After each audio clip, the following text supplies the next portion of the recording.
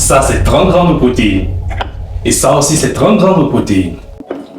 30 grammes de protéines. 30 grammes de protéines. 30 grammes de protéines. Et ça aussi, c'est 30 grammes de protéines. Comme tu peux le voir, 30 grammes de protéines sont très différents selon la nourriture que tu manges, ainsi que la quantité de calories que chaque aliment contient. 30 grammes de protéines d'œufs contiennent également 350 calories. Et 30 grammes de viande de bœuf contiennent également 240 calories.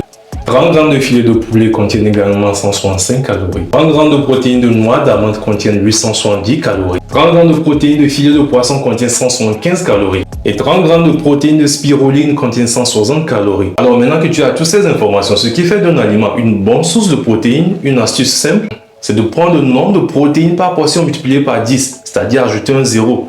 Et si ce nombre est supérieur à la quantité de calories par portion, alors c'est une bonne source de protéines. Donc si nous regardons de près, cette portion de filet de poulet équivaut à 30 grammes de protéines.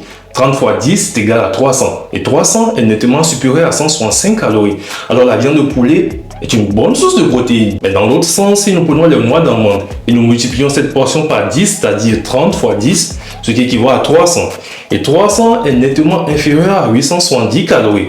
Alors les noix d'amande ne sont pas une bonne source de protéines dans le but de perdre du poids. Certes, elles contiennent des fibres qui ralentissent le pic de glycémie, mais sont aussi très caloriques, ce qui fait qu'une consommation excessive est contre-productive. Donc si tu veux construire du muscle ou perdre du gras, suis-moi pour en savoir plus.